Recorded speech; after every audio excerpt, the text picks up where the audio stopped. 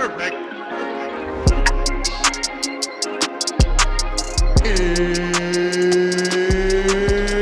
It's time! Regardless. Yeah. The reason I ask is just because for the sake of momentum. Because look at how Jan has been since that. He was downhill. Yeah, he was ridiculous prior. He took out Uriah Faber, who, in all fairness, took a break like everybody else. Yeah. But took out Jose Aldo, took out Uriah Faber, took out. Was there somebody? No, Jose Aldo was the title fight. Yeah, it was. Yeah. Yeah, it was. It was for the vacant title, wasn't it? Because Cejudo Yeah. vacated. Okay, and then was Aljo the first defense after that? Versus Piotr? Yeah. There's only one way to find Was out. that it? I believe so, because I don't remember him fighting for any other, like fighting anybody else with a belt on the line. Mm-hmm. What do you think of the O'Malley Piotr Jan fight? Because I'm a That was huge so- O'Malley guy, yeah, and so I that's- wasn't disappointed. But I honestly, after the fight was over, I was like, I think I lost my money because I bet on O'Malley, but they gave it to O'Malley. And going back, I think my That's the thing second is, fight. does grappling. So, like, if you're holding somebody, like, you're in a clinch or, like, you got dominant position or something, if you're not striking, should that be considered as, like, winning? So we actually just had a conversation about this, and I like the direction that the UFC is heading, or I don't know if it's technically UFC or if it would be the states, the governing body, the athletic governing body, commissions. yeah. I like that we're making it to where you can't be a wet blanket and win, Mm-hmm. because what good is a takedown if you're not doing anything with it? Yeah. And that's what Jan's thing was. He was getting takedowns, but there wasn't a lot of progress after the fact. Mm-hmm. Sean was fighting his ass off to get up and dealing more damage whenever he was connecting. Mm-hmm. So I don't think that it was a robbery, because whenever he was working, he was doing great. And even whenever... No, hold on. I think I just got a fight mixed up in my head. I looked over at Volkanovski. I was about to ask. We can get into Yeah, that. yeah, I was about to get into that. We get into that. So, anytime that Jan had him down, he wasn't doing too much. He wasn't chasing submissions. At least he wasn't doing it aggressively. Mm-hmm. If position was being advanced, it was just heavier pressure. It wasn't a lot of ground and pound happening. He had a few good strikes going, but compared to whenever O'Malley was fighting to get up and then tagging him on the feet and doing damage tagging him, Yeah.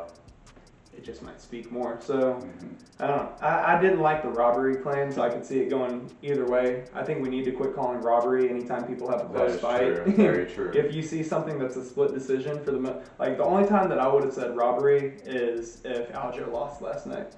Oh, okay. Okay. See, I thought it was very close. It was very close, but I was going for Cejudo, and I had him Me as losing. well. Me You as know? well. And that's nothing against Aljo. I want to see Cejudo and Volkanovski. Oh. Yeah. And so man. I wanted to see that so bad, so I was like, he's got to get through these two first. But through the whole fight, I had Henry winning the third, and I had him winning the fifth. Oh. And I was talking to my brother-in-law at the time, and I said, yeah, if I'm right and he got 3 and 5, then at least one of these judges are going to give him 2 as well. Yeah. Because I heard the commentating team talking, and they were like saying that Henry shined more in round 2 than he did in round 3, because round 3 was a bit closer. I could see it because I remember saying at the end of round 2, Mm-hmm. Henry's finding him because he was having so much trouble finding him in the first round. Mm-hmm. So a lot of those punches were missing. Some of those kicks, he had a good kick towards the end of that, but I I thought was it like, looked he's like winning Khabib when he was like early before he developed his striking, just missing on every single shot. throwing. Well, a lot of that. Sometimes you throw stuff you know you're gonna miss just so you can grab somebody. Mm. Oh, okay. Or set something up, maybe. Mm-hmm. Yes, that too. Yeah. Too. But we've talked so many times about throwing overhooks to treat it like a rake, almost like you're pulling yourself in. Oh, So yeah. even if it doesn't connect, okay, well, I've just bridged an entire now you're in. space. Yeah, shoot And for I a did it single leg or aggressively something. instead of just charging in with my face open, Yeah. charging in with my Yeah. hands up. So it's giving them something to look at as you're getting to what you really want. Yeah. So maybe that was the game plan. Maybe he was just trying to find him. 3 years is 3 years, regardless of how much you're training in your gym. Yeah. Um, How often are you training? right now it's been tough because I've been recovering from surgery. That's Yeah. Yeah, tell us about But- that. So what Yeah. injuries did you have? So I had, so the arthroscopies that I told you before, just the wear and tear on the knees, that's what was going on with the left leg. Okay. So it was just general wear and tear that needed to be cleaned up. Basically, when that stuff happens, when you have cartilage kind of floating around and falling off, it can get caught in the joint. And I hope I'm regurgitating this correctly, but it can get caught in special spots and it'll pinch and just shut your whole leg off for a second. So it's just like you get stuck. Yeah. So I knew that was starting to happen whenever I was getting ready for my 4th fight, and I'd be doing weighted lunges, and then I couldn't get up and just be stuck in place. And I was like, shh. And I was like, I'm not pulling out though. Yeah. And then the shoulder, it was what they call a posterior labral tear. Okay. And that happened somewhere between fight number 3 and 4. But it wasn't hugely debilitating. It was just certain positions. So I could do all this. I could throw my punches. It would just start fatiguing a little bit faster. So I could feel this shoulder getting tired prior to this one. But then there would be certain spots in grappling exchanges to where if it was caught just right, I just let go limp, and then I'm gonna try to post working off with the one arm. Yeah. Yeah. So I was just like trying to find my way out of that. So after that 4th fight, I was like, man, I need to start working on strength and conditioning. I want to just be completely different going into this next one because I had too hard of a time finishing the dude that I had that fight with.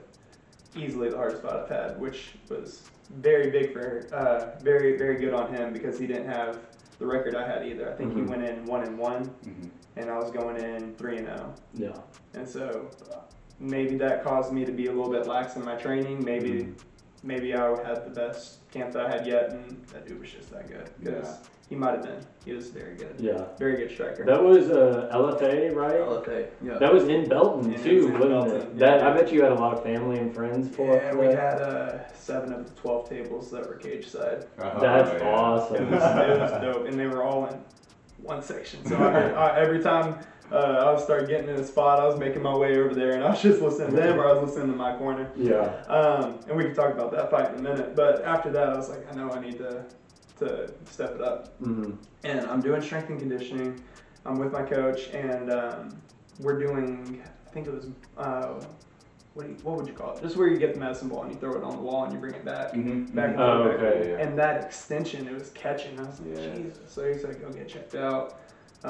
Went to go do the MRI, came back with a posterior tear, which is that tear in the back of the shoulder. So it's really only a surgical fix. And I was like, well, let's just knock everything out now. So I was going to say, if I'm going to have to be out for 9 months, let's do it yesterday. 9 months hurts the soul. Yeah, it does, bro. And it especially because I really did pride myself on being very disciplined and being very consistent. And so whenever you go from that to being laid up on a recliner, not being everybody doing everything for you because you can't, your bum on your left side and your bum on the right side, so you're just kind of like stuck. Yeah. It was a bit more of a mental fight than it was a physical recovery fight. Yeah. I think it is insane how in tune like fighters are. Like, I mean, mentally you have to be strong and stuff, but like how in tune with y'all's bodies you are, and just being able to like understand what's going on, and like, I mean, props to you. It's ridiculous. It's a bit of a complex, man, because my coach has a good way of explaining it, but you want to be able to understand the difference between being injured and being hurt.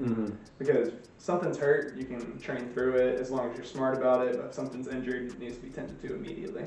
Because the longer you wait, the longer it's going to take before you can get back in, truly get back in. Because if you just kind of have to baby it and you continue training for another 6 months, then you're not going to be anywhere close to where you could have been if you got it knocked out. Yeah. And then get back in all the way. Right? There's like a fine threshold between like, okay, we need to tend to it now, or you can kind of hold off for it. Correct. So like whenever my knee is just kind of aching, right, which is going to happen, it's fine. It's just because all the cartilage that's been pulled away. That's fine. I know once my adrenaline starts going, we really start getting into practice, it's not going to bother me. So I can train around that. But if I notice that my knee is unstable and it's kind of like shifting around whenever I'm making certain pivots, whenever I'm making certain twists, maybe that's something to be checked out. Because all it takes is one heel hook, all it takes is one kick that I didn't twist my foot width enough for that thing to just rock it out. So yeah, it's fun. It's fun, but you learn to listen to your body. Yeah. And hopefully not be too tough for your own good. Yeah. Was your knee just one? Was it like one specific thing that happened, or was it just a buildup of cumulative? Yeah. So we're not really sure what originally happened because it was back in high school. Oh, okay. They say both the surgeons that I've had have said that lifting too heavy too soon didn't help it. Oh, okay. Because I wasn't huge on football. I played it, but didn't like it. Wasn't that great at it either. But I remember in high school I loved lifting, and so I was just focused on maxing a lot, and I tried to lift. And so I ended up lifting too much too soon, and they think that had a lot to do with grinding my bones down a little bit too early, trying to put too much stress on them. Yeah. So I'm told, at least. It makes sense to me. And so they said it was just going to be kind of a recurring thing.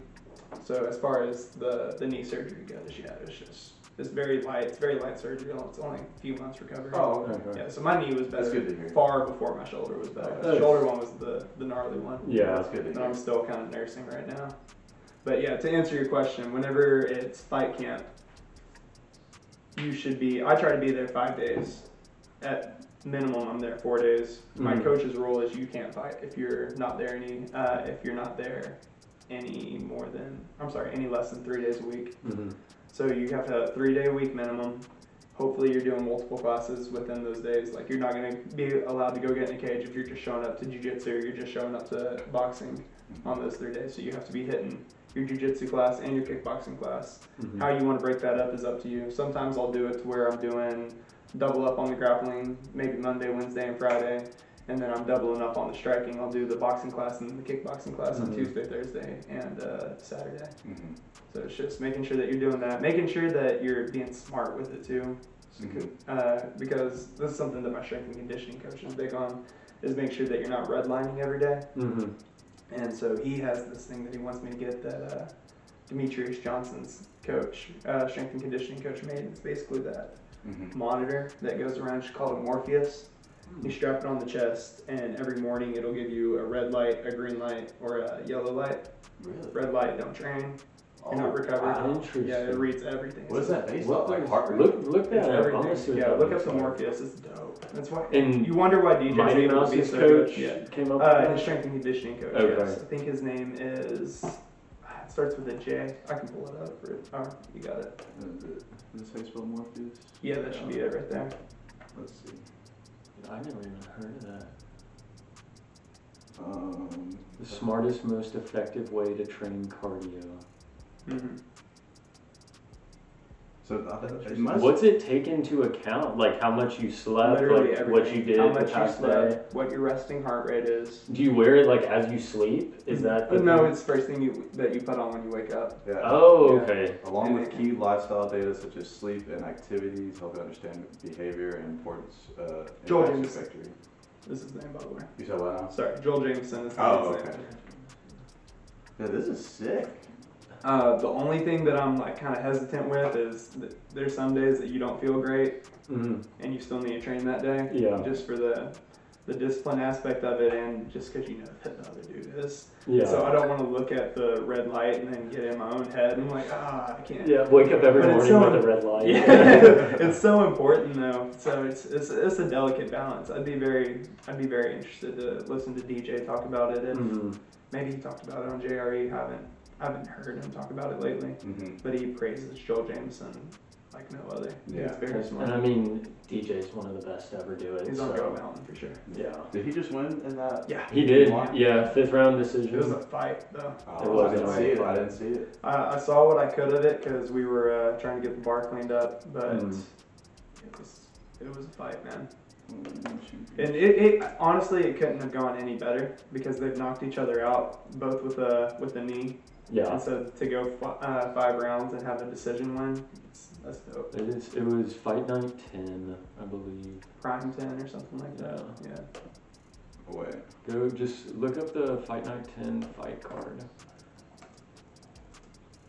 And Rod Tang Dude, ridiculous. Rodtang, I love watching because the other guy he'd grab that kick and pull him in, and then the guy would come with the spinning elbow to kind of combat that, and then after a couple times he just threw up that arm to block it, and then came back with his own elbow. I saw this. Yes, I saw this thing the other day talking about him, and he was just like talking about how he's the Iron Chin. Every time he gets hit, he'll hit himself in the face and he'll just go like this. It's so funny.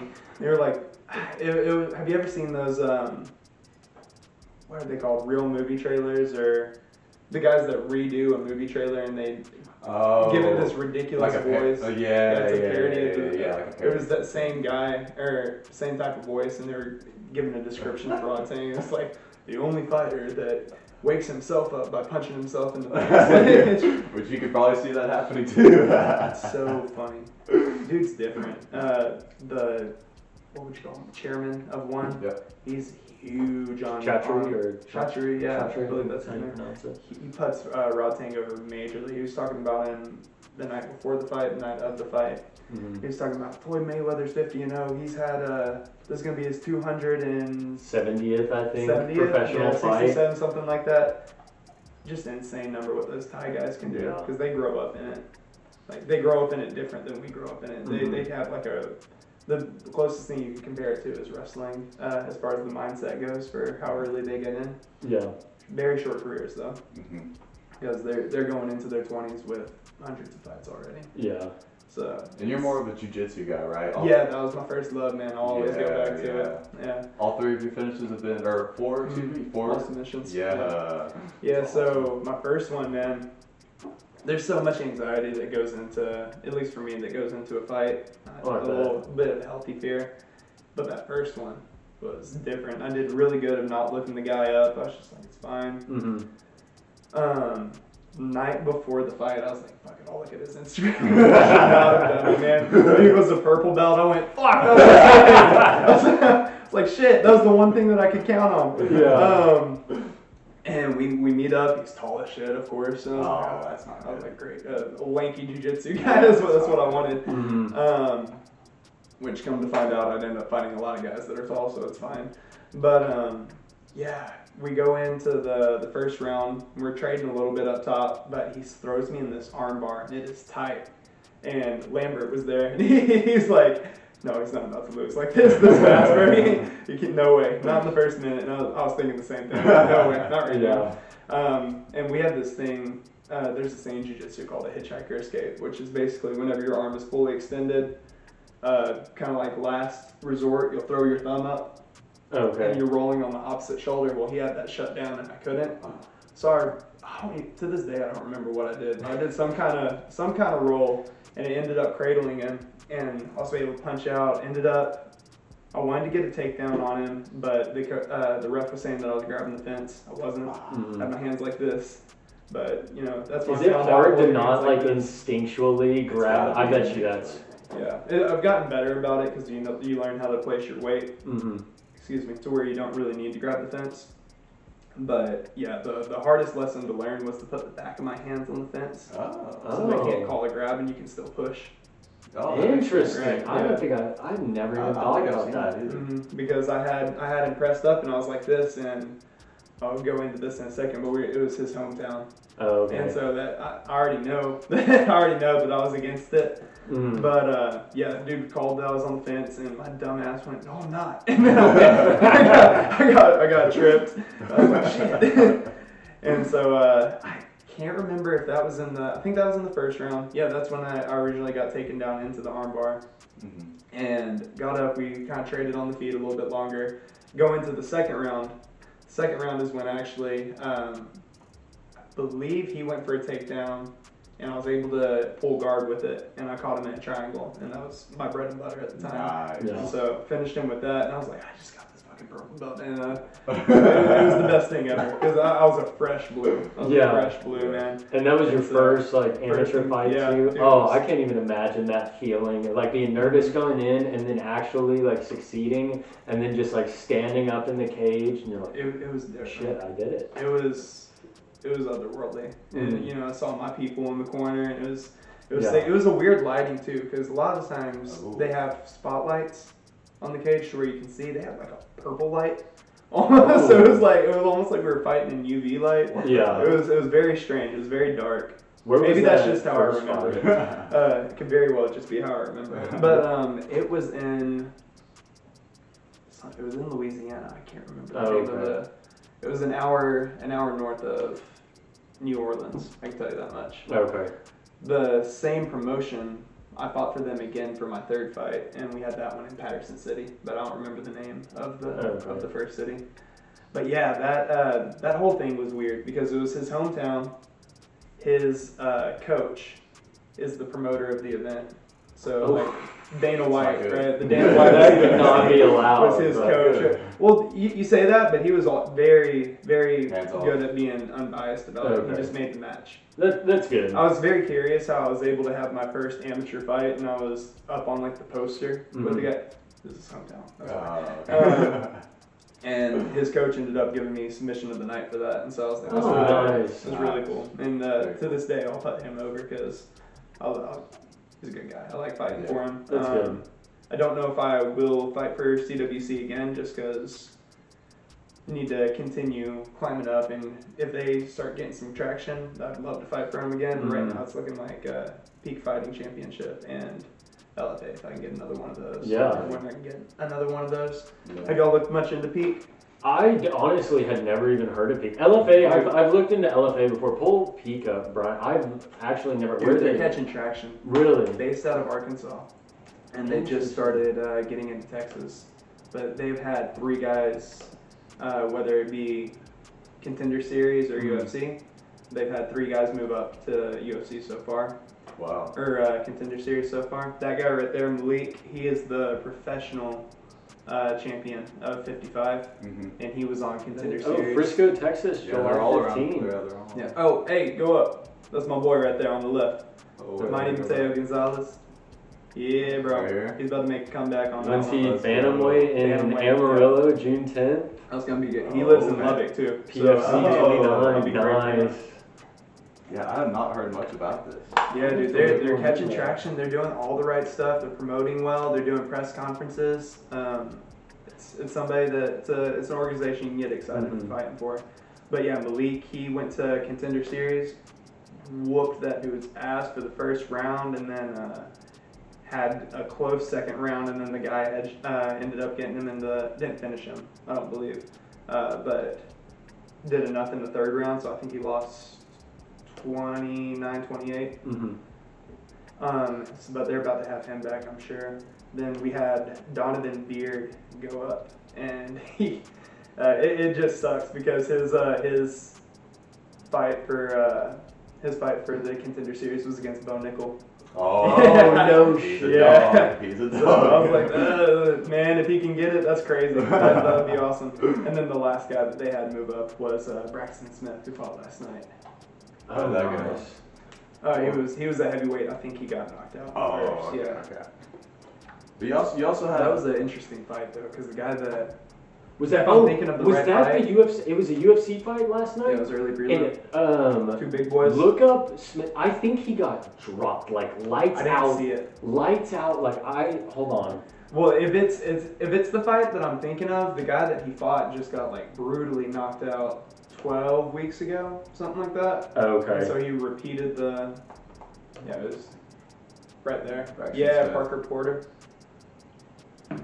Oh, yeah, this dude. I thought this dude was going to do the front flip. No, that's Chris Barnett. Oh, yeah. Oh, I wish I could find that video. See if you can look up that knockout from last night and see if you can pull it up.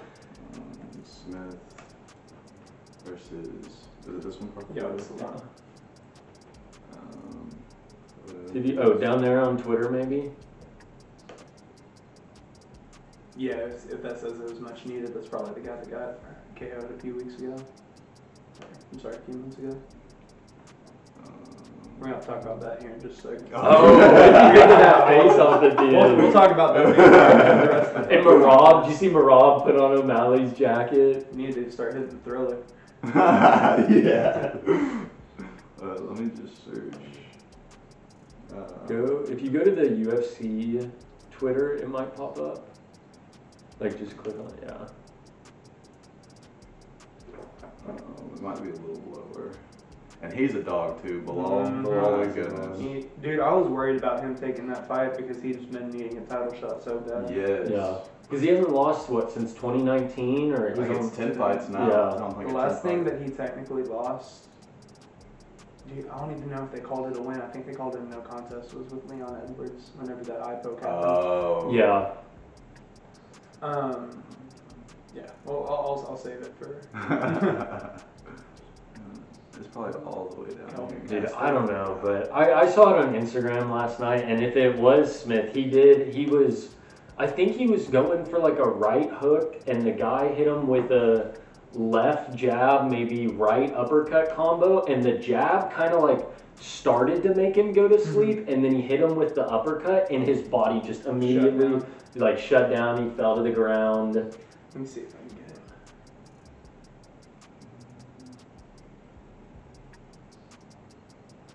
Yeah, I can't find that fight. Normally you can find like terrible versions of it on YouTube Yeah. Shorts. Let me see, that's a good idea. Then you get these guys that put a picture of it and then it's just a fucking 5-minute video of them talking about it. Mm-hmm. Yeah, I don't have it on here.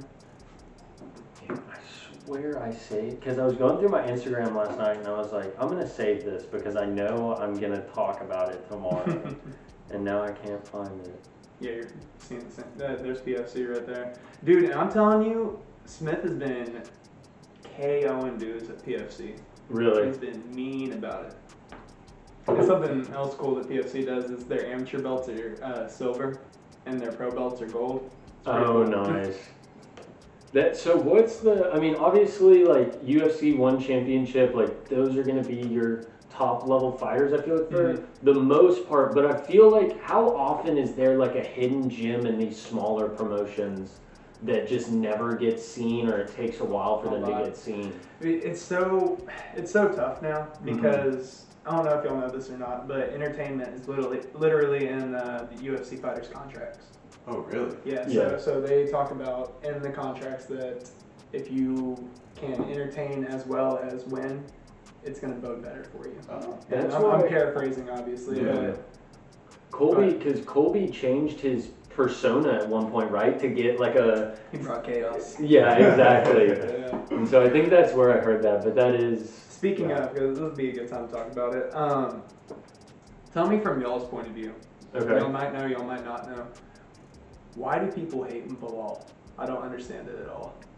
Where is the hate for Bilal coming from? Well, I think, so if you're talking about the booing last night, I think that's just because in the press conference, he just kept saying New Jersey sucks. Yeah, but I mean, he said that out the gates because the second they said Bilal, they were like, oh, okay. I thought it was hilarious. I mean, maybe, because I do but think... in general, it's like he gets slept on so bad, like he doesn't have an amazing resume. It's just, is it just because he doesn't have the entertainment factor? I mean, honestly, I think it might be because I had never really heard of him until maybe like a year and a half ago or something like that when he started like this kind of win streak. But I feel like he's not a fighter in the press conferences that is going to come out like Cejudo and call O'Malley a homeless lesbian, you know? I was dying. I didn't know where he was going whenever he said that. Now, Bilal beat Stephen Wonderboy Thompson with the Leon Edwards contest. I don't know why that after that was that Stephen Thompson his most recent fight before this last one? I do not know. This was in 2021 though. No. So I don't know why Brady fought Luque. Yeah. I feel like after beating Stephen, because that would have been in 2021, which I feel like when Stephen Thompson was more popular than he is now. And I feel like that maybe should have gained Bilal more traction, but it didn't at the same time. Yeah. It's just such a weird thing, because I don't know how much of it is genuine, we don't care about Bilal, and how much of it is he's not getting put over. Because there's a lot of that. There's a lot of fighters that the non-casual group of people would want to see. But...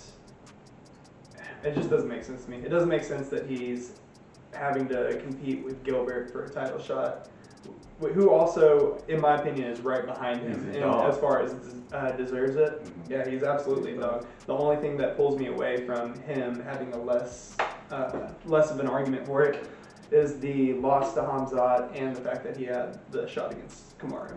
That Hamzat fight was fucking good though. Beautiful fight and very close. Chimaev, he didn't lose anything. Yes. Yeah, he didn't lose anything in that. And that was another thing that surprised me is people were dogging on Chimaev like, oh, he can be hurt. Oh no, shit, he can be hurt. What you should be talking about is the fact that he just jumped all the way to Gilbert Burns and pulled out a decision. Yeah. And didn't lose his gas tank completely like everybody thought he would. Mm-hmm. Like he should be put more over. Now, but people were talking about him like he's not Superman anymore. That motherfucker looked like Superman. to last with Burns and to pull out a decision. You know what he did to Kevin Holland too? He just bragged all I love Big Mouth on that. I mean, he's a dog. I met that dude at LFA. Mm-hmm. He was tall. I didn't even know what to say. I was like, I'm gonna be cool, and then I got up to him and I said, hi. Just want to say what's up.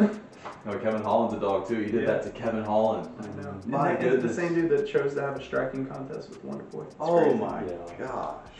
Well, yeah, it's absolutely crazy. Who does Bilal train with? He trains with the Russians, doesn't he? Lately, he's been training with the Dagestani. Oh yeah. Before that, I'm not sure. Oh yeah. But I know this last 2 fights at least, he's been training with Khabib and Islam. Yeah, that's what I thought. And you got what? TJ Wahlberger? Yes, sir. I mean, my goodness, he's a submission specialist. Yes, he had at the time he had the most. I want to say it was the most submission attempts in a single fight. I think he's still in rankings for it. I think he's top 5. Yeah, I think when I was looking, he's top 5 for most submission attempts in a round currently. And I think because I remember watching this, and he he'll go for one submission, whether it's like an arm triangle or whatever, and as soon as somebody tries to combat it, he switches to another submission before you even realize what the hell is going on. Yeah, man, we call that flow control. Yeah, that is. You don't have to force a certain thing. Pretty solid flow control too. Dude, it's exciting to watch, honestly. Look up TJ Wahlberger versus what's his name? Brian Foster. And TJ, he has so many submissions that he can get on the back in full guard. Like, do you think that you can have more positions on the back in full guard or in the actual dominant position? If you're intelligent, you can have an insanely dangerous guard. If you're intelligent about it. You know, as long as you're not attacking an MMA guard like you're attacking a jiu-jitsu guard, you have a lot of weapons right there. Yeah. I could go into it, but we'll have to have another episode. What was the name you told us about? Brian Foster. You're good. Brian Foster. As for having more, I don't know, because here's the thing: is you want to be able to look dominant as well as when you're attacking. So it used to be a lot harder to fight from your guard and look like you were attacking, as opposed to when you were on top and attacking, because you can very obviously see you look dominant as well as visibly showing that you're doing damage and attacking chokes. You could be in full guard and have head and arm control, and you're working to position your hips correctly to go where you want to go, whether that be rubber guard, whether that be what we call a triangle trap, which is where you have your triangle choke, your kimuras, your arm bars, all sorts of things.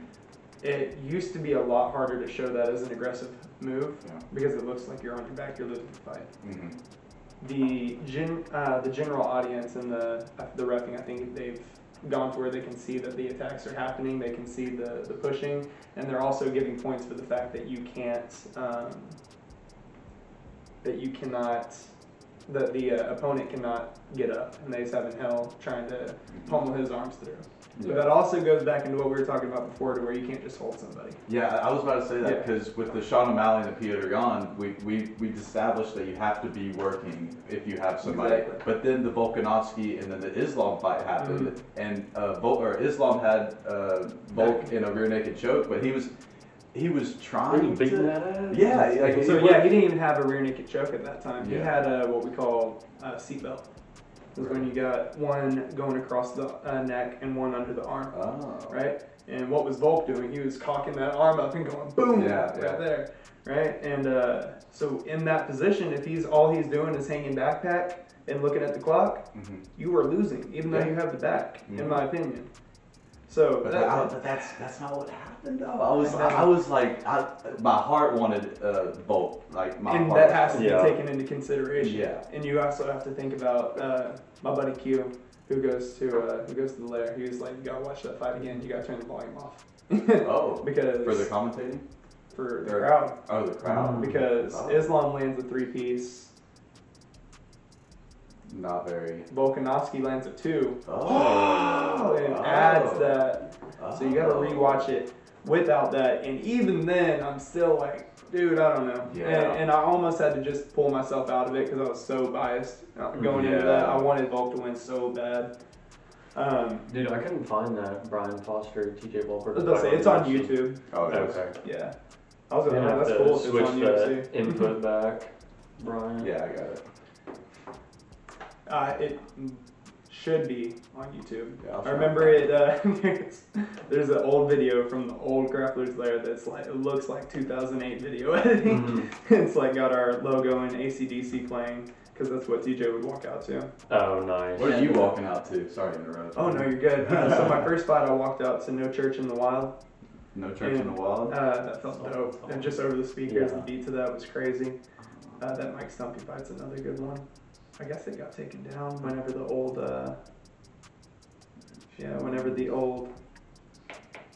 YouTube channel got taken down. But it's a great fight that he like flies into this armbar and he's laying on it, belly down armbar. Oh, And really? flies into it seamlessly, man. And Brian ends up tapping out, and you see him kind of just roll over and lay there. You look, his shoulders out of place from the armbar. Oh. It was just gnarly, and TJ kind of just looks at him and walks off. I'm like, man, you look mean. Why'd you do that to him, bro? He said, dude, so we were in the back, and guys do what they need to do to get in the right headspace. Mm-hmm. So they were in the back, TJ was trying to warm up. I don't know if y'all know this, but you pretty much are in the same room in smaller promotions, and they'll have a curtain. Yeah. And so I guess they didn't have the curtain. They were just on opposite sides of the room. TJ's trying to warm up. He said Brian was on the other side of the room just pacing, staring at him, going back and forth. Oh, dude, that would piss me off. Yeah. Like, dude, get ready for your fight. He said TJ wanted to touch gloves, Brian didn't want to touch gloves. So that was like a little fuck you. Yeah. Fun fact, Brian made it to the UFC before TJ, and they ran into each other. I don't know if it was at a UFC event or just a different fight event, and Brian got him a drink, and they caught up with super cool that's guy. good. Yeah. Right, and that makes perfect sense because I had one dude, the second dude I fought, I didn't think I was going to like him. I didn't think I was going to like him at all because we had a little altercation at the weigh-ins. He was telling me not to step back and all this other stuff. I was like, all right. Very cool guy after the fight. So you just do weird stuff to get into your headspace. Sometimes that's just how it is. The third dude I fought, I didn't think I was going to like him. I still don't like him. So it's fine. But whenever you say TJ flew into the armbar, was it like a Demetrius Johnson where he No. No? That's the most beautiful thing. I don't know I've if you ever can seen. do that like outside poetry. of I don't know if you can Poetry. do that outside of that weight class. Yeah. That dude is crazy. No, it was more of I'm trying to remember it. I want to say he was going down into guard or something like that. Maybe Brian threw something. It was a reaction. It wasn't something that he initiated. It was a counter, and he like flew into this belly down armbar, and it was just gorgeous.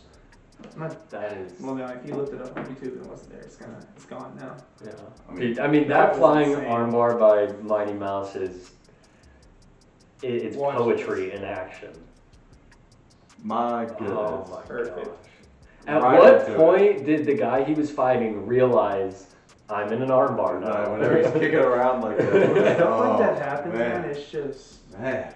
like obviously I've never had that done to me, but I've had shit where I thought I knew what was happening, and then all of a sudden I'm getting choked. Yeah. And it's a weird feeling. It's a weird feeling, man. Like I was rolling with TJ the other day. It was one of the first rolls that I've had, and I was feeling just a master of flow control, man. And I was pretty confident that I was getting out of. We have a position called turtle. That's when you're on hands and knees. And I was going to break out, and we were just kind of light rolling. I thought I'd be fine. I went to break out. Somehow this man had my leg and had an underhook on my arm. It was around my head, and he had me in a crucifix. Oh. I was like, oh wait, how did you even get there? Like crucifix with both of his hands? Like No. Okay, so Okay, that'd be a Crucifix. cradle. That'd be a cradle. Yeah, My fault. crucifix is like with your leg, Yeah, so right? he had the cradle, and he pummeled it off into a crucifix, and it was like, geez. it felt like it was like that. Yeah. But I was just like, how did you even get here? It was so dumb. In a good way, obviously, but it's just wild when stuff like that happens. Like, it's kind of like the first time I got buggy choked. I was feeling fine. Oh, is that where your legs are like up here? Or wait, what's the buggy choke? Yeah, It's so like basically, buggy choke is if I'm in the bottom of side control. Okay. Right, and I can get my forearm on your throat. I can kind of give you my back a little bit, and I'll swing my leg around to chop your far arm into your throat. Oh. And then I'm lacing my leg and my arm together and sealing it up. And then you just press it. So it's almost, it's kind of like a triangle. It's kind of like a necktie. Oh. It's Just disgusting. crushes everything. And so like I felt like I was fine. I said, what is this dude doing? And I was had to watch it like 17 times before I finally understood what was going on. Yeah. Now I love it. No, I there's love doing some it. beautiful techniques in jiu-jitsu, but I feel like there's not the popularity it has for UFC. Like It's it's not there, but it's growing. Yeah, It's growing. Yeah. Specifically, grappling within the UFC is growing. It is. It can be appreciated now, where before you just get a bunch of drunk guys going, stay on the move. And, I remember the first UFC event I went to, the dudes hit the ground. I'm talking not even 30 seconds into them grappling. They were going, hey, ole, ole, ole. Just like little chants and shit. I was like, come on, bro. But I like that the audience is getting more versed in the knowledge of jiu-jitsu and knowledge of grappling, because it's a beautiful thing. Yeah. Knockouts are awesome, but man, making somebody quit. It's the ultimate chess match. Yeah. I mean, it really is. And that's not to pull away from the chess match that's happening between two insane strikers. That's true. Watching one of the best examples is Izzy and Silva. And he has a really good explanation of it on JRE. He's like, I'm trying to think of what he's gonna do.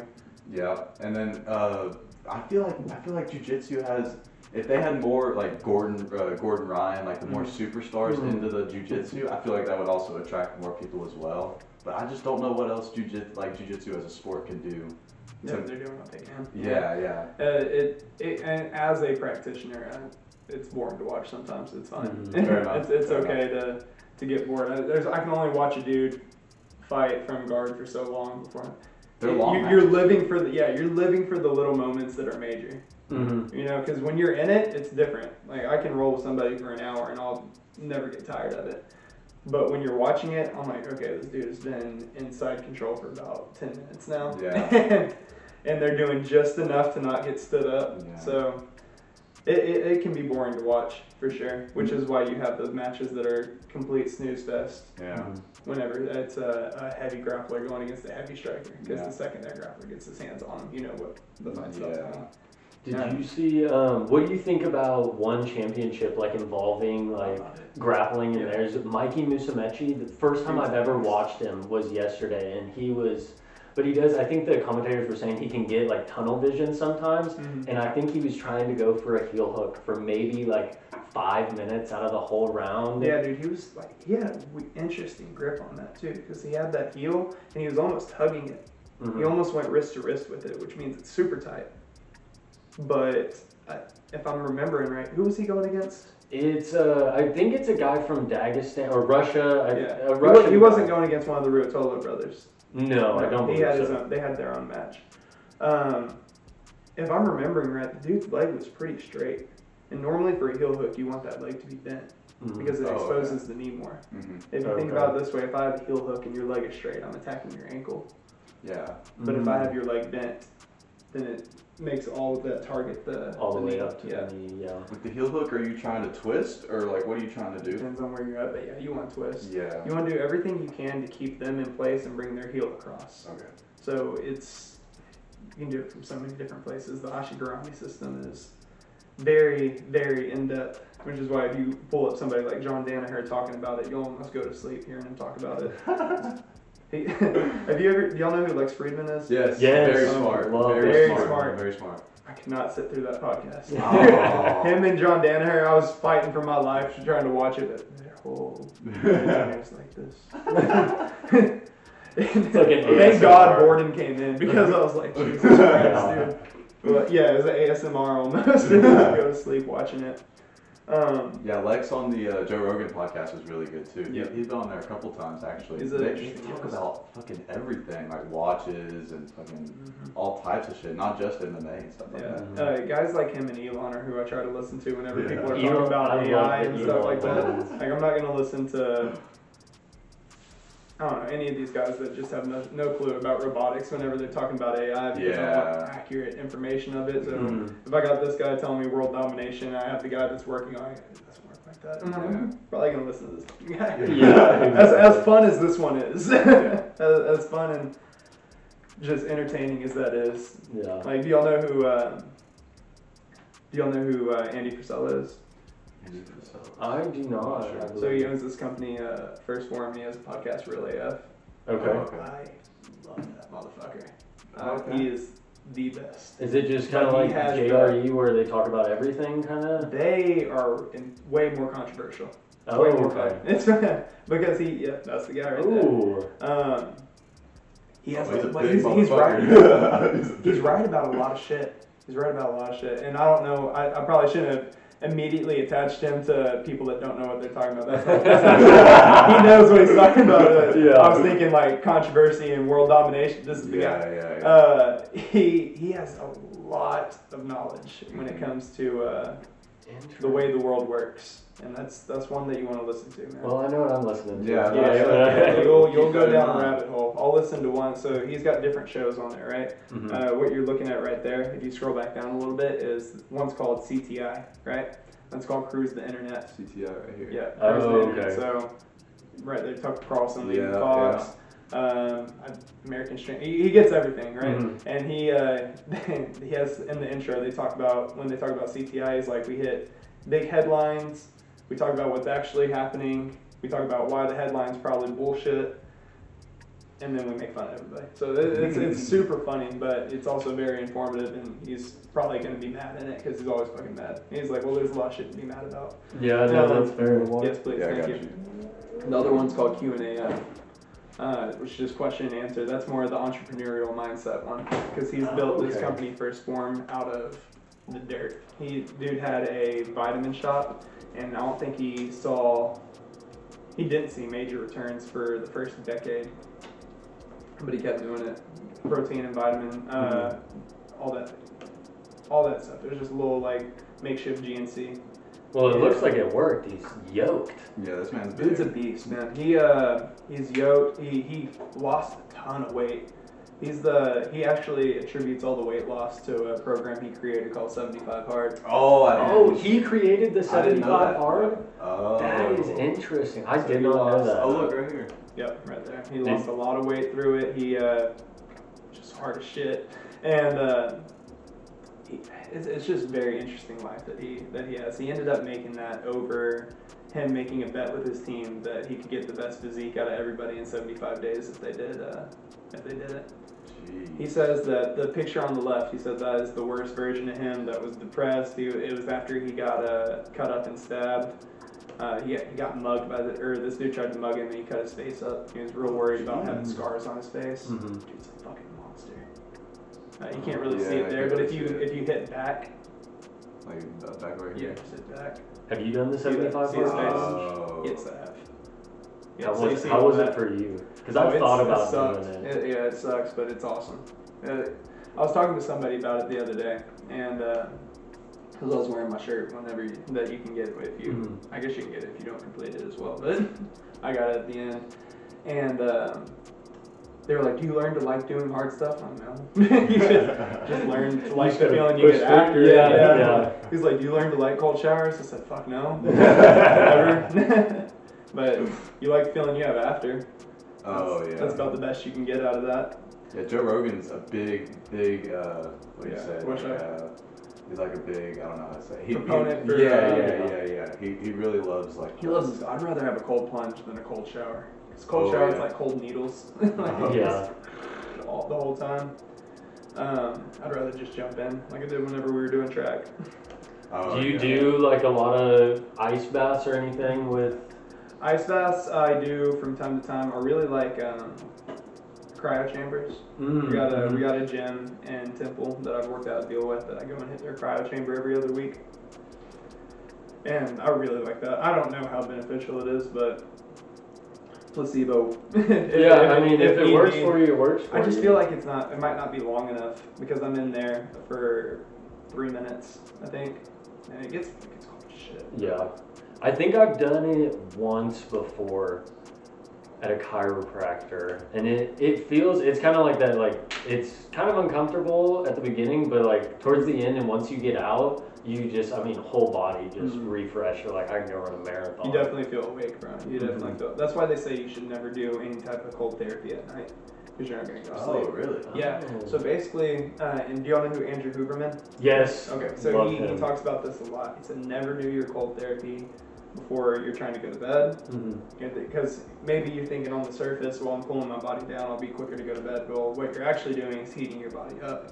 Because whenever you cool it down, it now knows that it needs to warm up. So you're going to be more hot. You're going to be less likely to go to sleep. Not to mention the fight or flight that happens whenever you get into that cold. And now your adrenaline spiked and all that stuff. So it says best time to do it is in the morning, which is what Joe Rogan talks about whenever he jumps in that, what is it, Marcoso Forge or whatever. Yeah. We get all these benefits for the cryo chamber. It prevents dementia. What? Are you kidding me? These are... that's medical news today. Yeah. How reliable is that? Yeah, I was about to say, Okay. Let's see. Like my strength and conditioning coach says, the jury is still out. Yeah. The science. Like, those are the people also trying to get you to buy the I see what cryotherapy you're chamber. saying. And I'm sure there's going to be an ad at the bottom. But I'm sure it does quite a few of those things. Yeah. And I'm sure that there are benefits. Without a doubt, it wouldn't be as popular as it is today. And like I said, so my strength and conditioning coach, his name is Paul LeBounty. He might still technically be in the works, but he had LeBounty Performance, and he actually got into MMA as a journalist for one of the first MMA publications. Can't remember what it was called now, but combat something. It's not combat sports coverage because that's a promotion now. Okay. But it was something like that, and you got to meet all these early UFC fighters, Randy Couture, Chuck, everybody. So he's got pictures all in his office, signed stuff, awesome. super cool thing. So he's, like I said, he says that the jury's still out on it, but he also says that sometimes science is slow to catch up. Because you do have to run tons and tons and tons of tests to prove what people are already saying. Yeah, unless it's the COVID vaccine, you can just throw that out there with 1 or 2 tests. I was curious if that was going to get brought up. I didn't plan on it, but I feel like I just walked. We walked right into it. That's absolutely okay to run trials as a mandated vaccine. So you can't tell me that people know that it's safe whenever it hasn't been around for. Like Rogan had the best opinion on it ever. He said most vaccines are tested for 10 years before they're put everywhere. And he said this one has not been around for a year. Yeah, exactly. So I was like, yeah, there's just no chance. And then you throw in the fact that they're threatening people's jobs if they don't get it. And Absolutely ridiculous. It's terrible. Absolutely terrible. ridiculous. And then you get it. We're obviously getting into speculation territory, but it doesn't seem speculation. Magically have all these athletes dying of heart failure. I was about to say that. It's exponential since like in the past 2 or 3 years, the amount of athletes that have suffered from heart failure is ridiculous. There's this one dude that I think he was NFL, and he was talking about how people needed to get their rights taken away if they didn't want to get the vaccine. He ended up dying of acute heart failure. And we were like, just desserts. And yeah, wow. And I'm not an anti-vaxxer by any means. I'm just anti-vax. What do you this kind of switches it, but what do you think of the way the PFL kind of does the league system? I love that. Really? Yeah, I love that. So basically, whenever you're in the fight world, you don't have a season. It's so tough because that goes into the stay hard all the time, stay ready all the time, keep your body. It goes into where you're almost going to be treating it like you're not redlining, but you're at a constant maintenance. And you always have to be ready because you don't know when that opportunity is going to pop up. And at best, you're going to have like 8 weeks, right? So with PFL, they have it set up in a season to where you know when you need to get ready. So Mm-hmm. from a strength and conditioning standpoint, you know when you can be bulking, you know when you need to be cutting, you know when you need to be working cardio. It's beautiful, and you can get $1 million if you win the tournament. Like, and tournaments are just fun to start with, so I love it. I think it's really cool. You think they'll pick up Ngannou? Because I know he's making his rounds around. One offered him what, 20 million guaranteed, and he wanted a spot on the board. So that's so interesting because Chachari and him have such differing opinions of how that conversation went, and obviously he can't be in the room where it happened, but Chachari sends a message to Ariel Helwani that says we are no longer going to be pursuing Ngannou. We could not come to terms on non-financial things, right? So he wanted to make sure that he put it out there that we can afford him. Yeah. It's not us, we can afford him. Yeah. But there were things that had nothing to do with money that we couldn't come to terms on. Ariel's like, is this on record? Yeah, it's on record. He goes, well, I'm going to text Ngannou to get his side. And Chachari says, there is no other side. And Ariel says, well, bullshit. There's always another side, right? So he gets a hold of Ngannou, who calls him at like 5 in the morning, apparently, because that's just when they ended. Oh, it was 5 in the morning where Ngannou was. And he goes, that's not exactly how it happened. I still went to the meeting because we had it set up prior, but I told him beforehand I do have a verbal agreement with somebody else, but I'm still going to entertain what you're saying. You know, feel how you will about that, because now whoever he had this verbal agreement with is probably like, well, what the fuck are you going to talk to that for? Yeah. Right? Still goes and has this, doesn't make, in his story, doesn't make it seem like he's going to really sign with them, but apparently that's when he started releasing requesting all of these other deals and things like that, other stipulations to signing with them. According to Chachari, wanted to be on the board of directors and things like that. Which is crazy. Yeah, you're out of your depth, brother. Yeah. I get that you're as a fighter that you're not an employee, but that doesn't necessarily mean that you're gonna be able to be on the board and then still fight for that company. That's great. So if that's true, it's not hard to believe that they couldn't come to terms. Yeah. I could definitely see that. But I know for a fact that putting that statement out now hurts Ngannou as far as looking for a deal, because options just keep getting dwindled down. I feel like the only really major promotion that could possibly afford him left is the PFL. I believe that's who the original deal was with. Okay. And I say that because if you look at the MMA Hour, whenever Ariel brought that up, he's like, I'm not at liberty to say who the organization is, but shortly after he brings up the PFL being an organization that kind of bothered Chachari whenever they were talking. I hope to God we're saying that man's name right. I think it's Chatri Sitchadong. Chatri Sitchadong. Yeah. Well, something like that. I apologize if you're watching. Somehow, some way. I would love to fight for one now.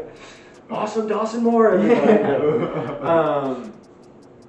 Just out of nowhere, and it was unwarranted, he brings up, whenever we were talking, PFL was the only one that kind of got him up in arms. I'm like, what's that have to do with anything? And then he kind of quickly goes off subject, like he never talked about PFL. Yeah. So I think that was him either bringing in PFL intelligently so he could say it without revealing that that's who was doing the dealing. Okay, yeah. Or if he just fucked up and he went, oh no, I gotta get off of that real quick. Yeah. But it sure sounded like PFL is who one was already kind of concerned about, and now they're doing a deal with Francis on top of that. Yeah. It's the only thing that made sense to me. And then I think I heard that they're planning to buy Bellator in 2024. That wouldn't surprise me. That'd be big for them. That would be huge, because it just becomes them and the UFC in the United States at that point. It's just, I feel like Bellator and PFL have almost the same amount of promotion.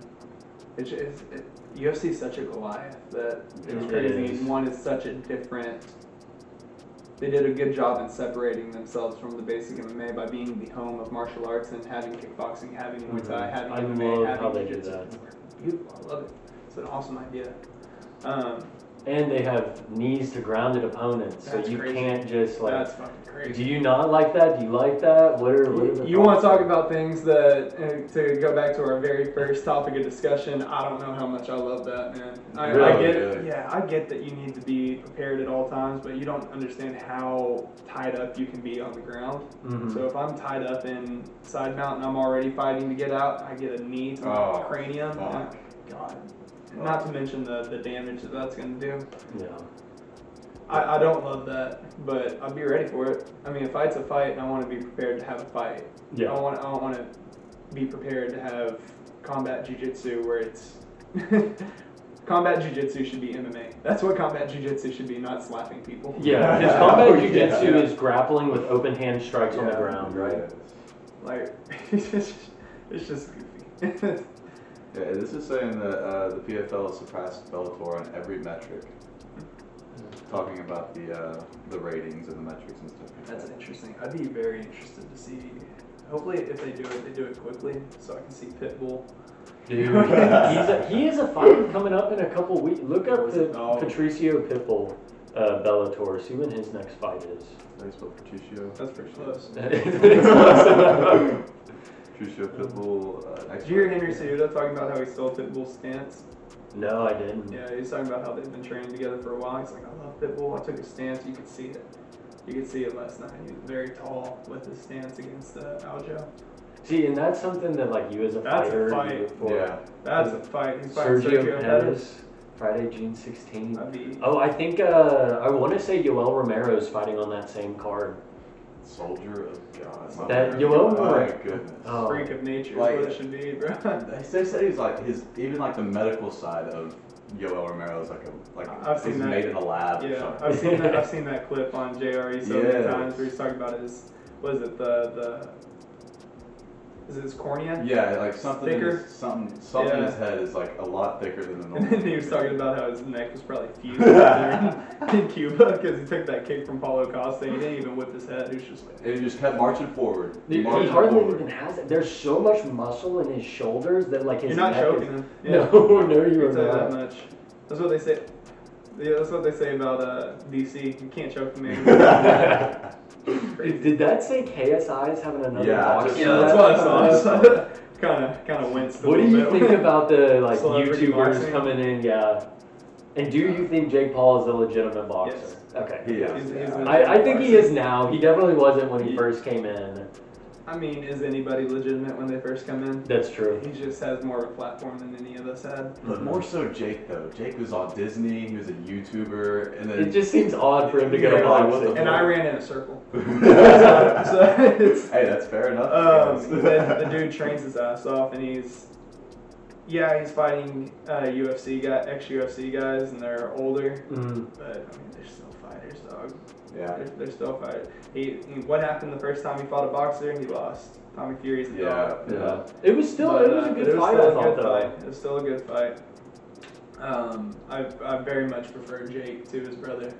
So, Yeah. Hey, Logan's in the WWE now. Yeah. That's good for him, man. That's the closest he will ever get to the UFC now that the Yeah, now that WWE the got merge. bought by it. Yeah. How y'all feel about that? I'm curious. I literally know because nothing about I'm it. getting sick as fuck of hearing opinions of the judging's going to be terrible now that it's with the WWE, and fights are going to be more fixed now that they're with the WWE. No, That's not how it yeah, works. It's a no. promotion standpoint. Yeah. So I actually a little while back I spoke with what was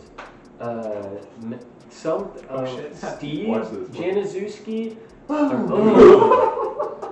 It was his last name's Januszewski, but he works for WME, Mhm. and I spoke with him about it, and they're combining WWE and UFC under, it's actually going to be a tradable stock, TKO, Mhm. and they're doing a scripted and an unscripted. So obviously, like UFC is going to be part of the unscripted, and WWE will be part of the scripted. So according to him, there's zero overlap whatsoever. Like McMahon's still going to do his thing, Dana's still going to do his thing, and Endeavor. It seems like Endeavor really just bought WWE to get some cash on the side, like off. Yeah, of it, it's kinda gonna be thing. good. Did you see that they're moving Vince up to, as far as the hierarchy of the business goes, he's actually above Dana. Is he really? He's technically Dana's You boss. think he's gonna tell Dana what to do? 'Cause that does not end well. That's crazy. Yeah, especially if you've heard the back and forth between Dana and Vince over the years. It's funny how much they've actually collided. It's been a lot. But I mean, it makes sense with Brock and DC doing the special reffing and Ronda going over things like that. That's gonna be interesting. I don't know how that bodes. Do y'all know the YouTube channel MMA On Point? I've heard of it. I have. It's a good channel to look at. They have a very good breakdown of the Endeavor deal. No, but with Vince, I feel like wasn't Vince, he stepped down for a little bit, and Triple H was like the. I wouldn't say he stepped down. Or he did something.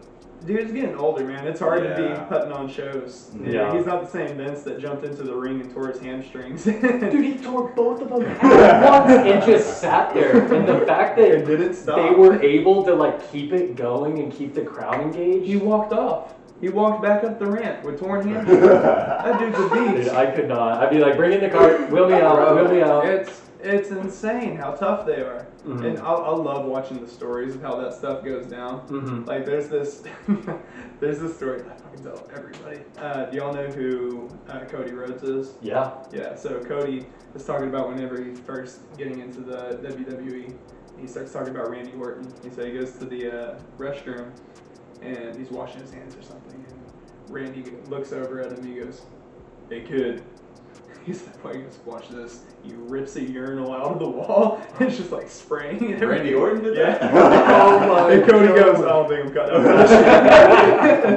I think they were in a different country at the time too. Yeah. And so later they pull them all back into the lobby. The managers of the hotel are there. Vince is there, and they're like, "We just want to know who did it." And Cody's like sweating because he knows. And Randy walks up to the head of the group, stands with Vince, and he goes, "Hey, I want to know who did it." And fucking dies. Dude, to walk off. It's so funny.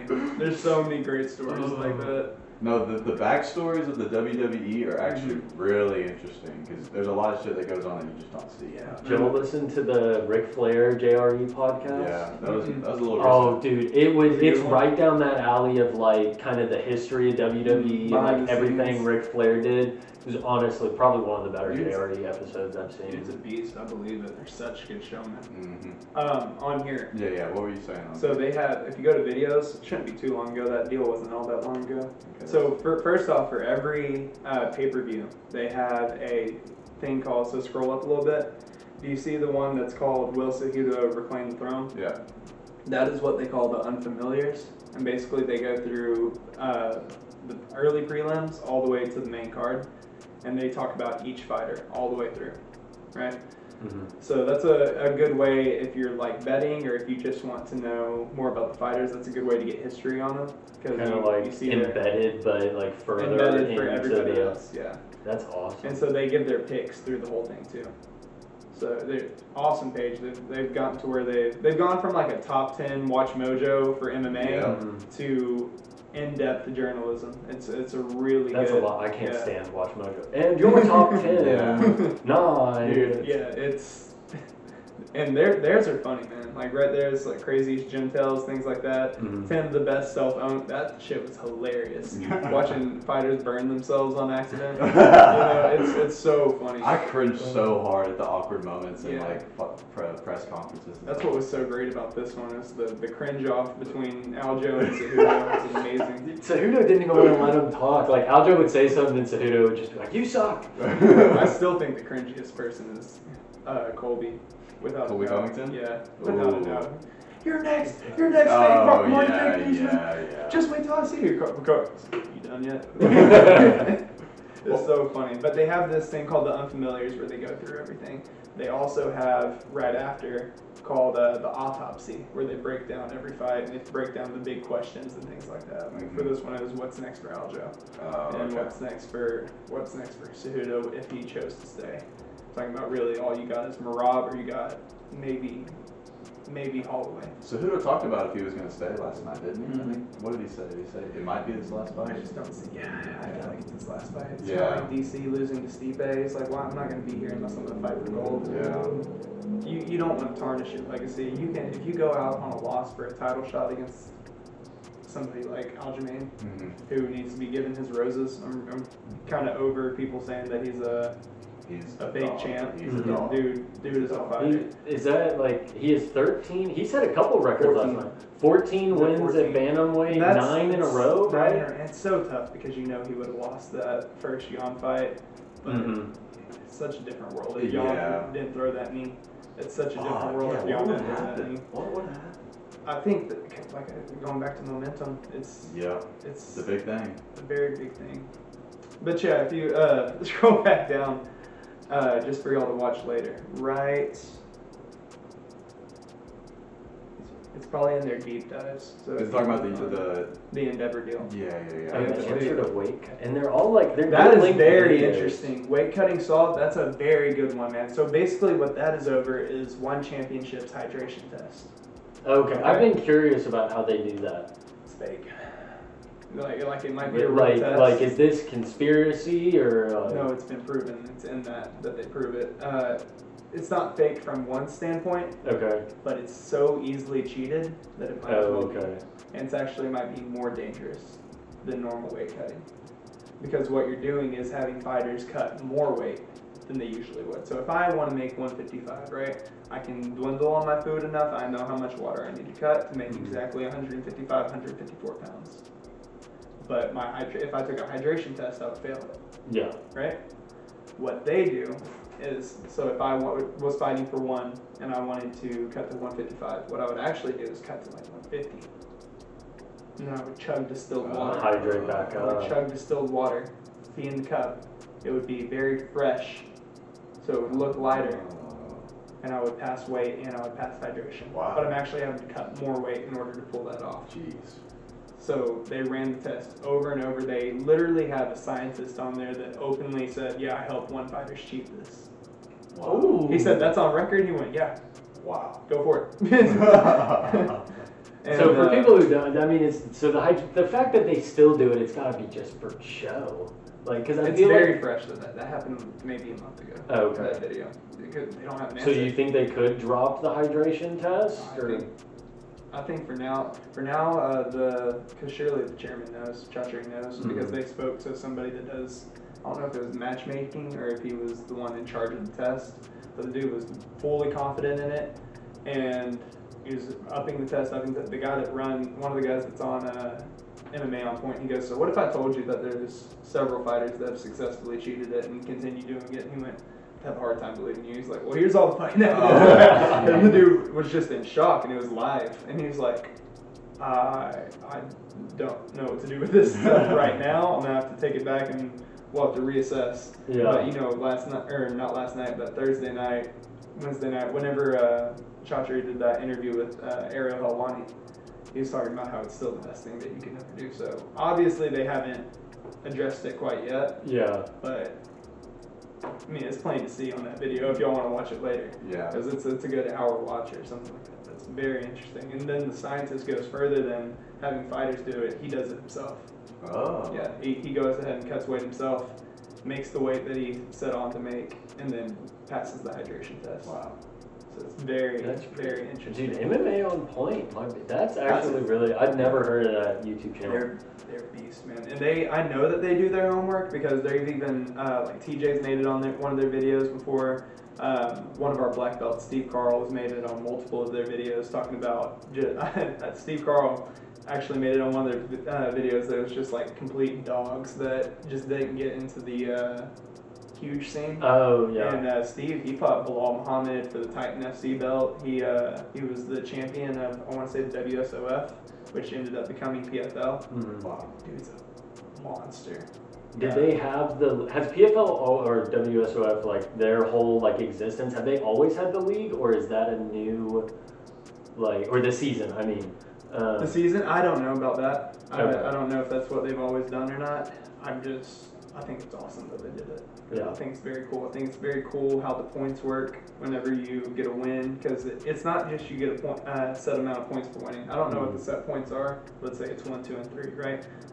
If I win by decision, I get a point. Mm-hmm.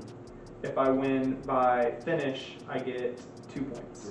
I looked it up earlier. And then it's possible that you get even more points depending on how early that finish is. I think like a quick 6, right? When you get like 6 points. It's if you're very cool. It's very cool, and it definitely puts some extra gas on the pedal whenever you're fighting.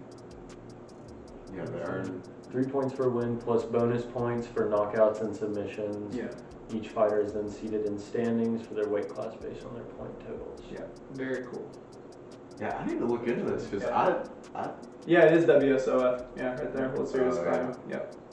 Yeah, no, I think I watched the last card that they had, maybe, I want to say it was like a month ago, maybe shorter than that. But they have another card, their next card's coming up this summer, I believe, or beginning of June. But I really enjoyed watching their last card. It was a lot of fun. It's funny too, because there's some fighters that are in the PFL that I never even knew them in the UFC just because it was a bit before I got there. Mm-hmm. It was a bit before I got into the MMA scene. So I'm watching this guy, Rory McDonald, like, this dude's a monster. Gosh. And then I'm hearing about Rory McDonald versus Robbie Lawler and all this stuff, and I'm like, what are y'all talking about? I was like, this is the dude I was watching the other night. And then I went, damn, this dude's a monster. Yeah, so. That McDonald Robbie Lawler fight. That second one is, that's one Yeah, I of was about to the say they fought pictures. twice. Yeah, the second one is the legendary one. Whenever they're looking at each other just red. Oh my gosh, you get Oh, goosebumps. You get goosebumps. I've never seen somebody get stopped from continued trauma to the nose, but that's how that ended, if I'm not mistaken. Yeah, I think he hit him with a strike to the nose, and he kind of sits there for a second, and all of a sudden he just kind of falls, grabs his nose. Yeah. He's like deciding, he's like, yep, that's in fucking pieces right now. Yeah. God, no, this fight was an absolute war. I literally saw it last night. They were talking about the coldest pictures in UFC history. That was one of them. Mm-hmm. But I think I voted on it too because it was a little poll. One of them was Jones walking away with Machida looking dead on the cage. Oh. Was that the standing guillotine that he? Or wait.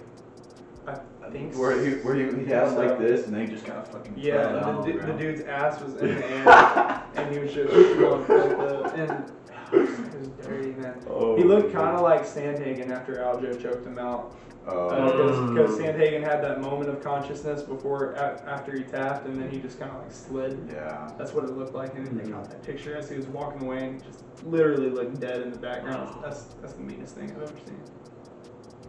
Have you heard of the app? I think it's Verdict MMA, where you can like everybody scores the fights, like fans score the fights, and then you can like see kind of how everybody scores the fights.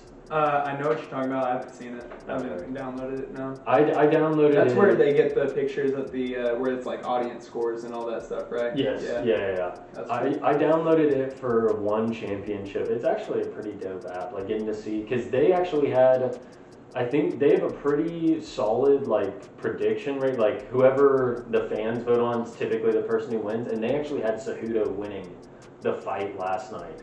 Which I did not agree. I thought Aljo won it. I was kind of the same as you. Wanted Cejudo to win, but I thought Aljo won it. That's what made me more confident that Aljo won, is the fact that I wanted Cejudo to win.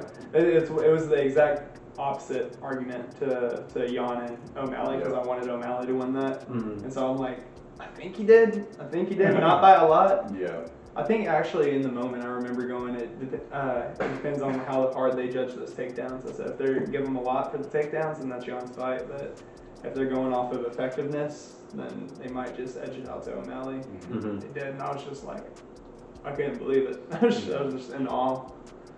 But it was also a hell of a fight. yeah, to go back to what you were talking about, the audience scores, you do have to factor in bias to that. Mm-hmm. Hopefully most people can put it to the side, but I'm guilty of it. I don't think you can be completely unbiased to anything. Do you think the UFC has a problem with the judging right It's now? not UFC. It's state. Oh, okay. Yeah, But it's awful. It was fucking terrible. It's bad. It's just bad, dude. I mean, there's some fights you're just like, what are we watching? Mm-hmm. You're like, what in the world? I don't know how you have anybody give like Cheeto Vera that fight against Santana. That right? blew my mind. I don't know how anybody in their right mind. You gave him 1 round, sure. You give him 3 out of the 5, I didn't have words for it. I was just pissed off about it. Sandhagen talked about that on the JRE podcast. Yeah, saying that it was the same dude that he had some knocks on next sports with, right? Exactly. And they're like, do they not, like, I feel like in that situation, like, that person would not be judging. Do they not have anything to, like, combat? Apparently not enough. So if a bad decision is made, right, you have a governing body that can appeal the decision. They'll never make it a win for the other person, but they can at least make it a no contest. Interesting. Right, so there's a Eddie Alvarez fight in one championship that he should not have lost, but he lost by disqualification. It should not have been a disqualification, and that should not be an L on his record. They took it to the whatever the governing body is, and they reversed that over to a no contest, so he wouldn't have a loss on his record because those are so detrimental. Yeah, it's crazy how effective they are in MMA, which we're still better about losses as a fan base than boxing. You know, in boxing, you lose a fight, it's almost over.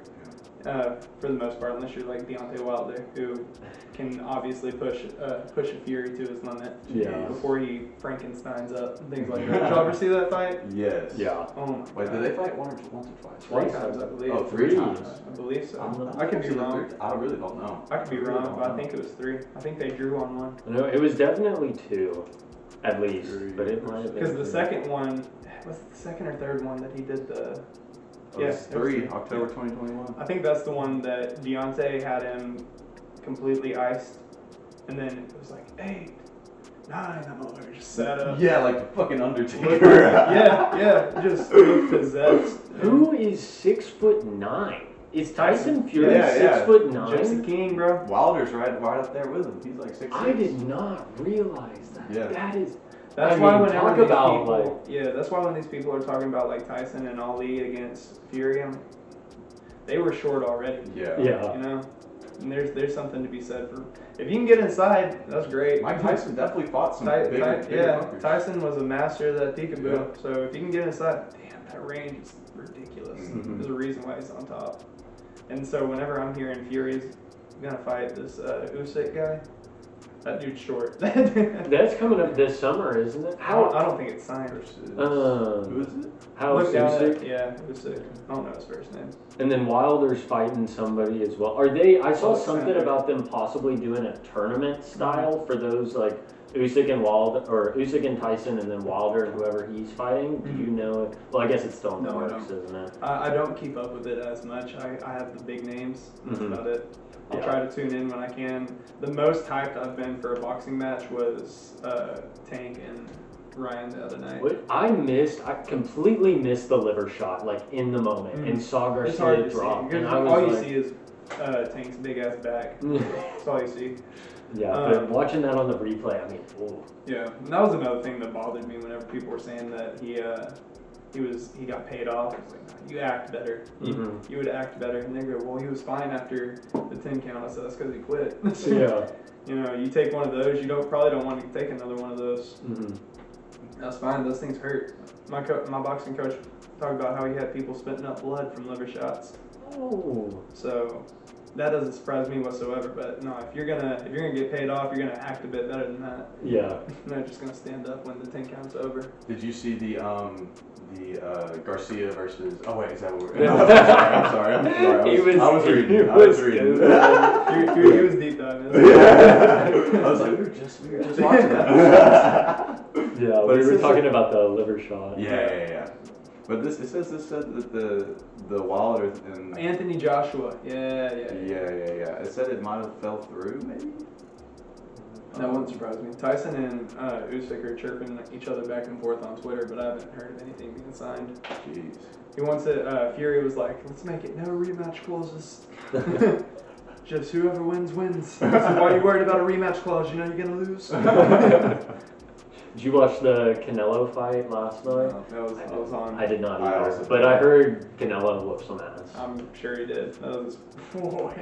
Ben Askren. Oh, dude, that is such brute. That is boom. Did he say that was premeditated? Yeah. Oh, it was. Yeah. The There's best finishes video are, of him doing it. Best finishes are. There's video of him practicing that practicing that knee. There's videos of Connor practicing that back step overhand that he gave to Aldo.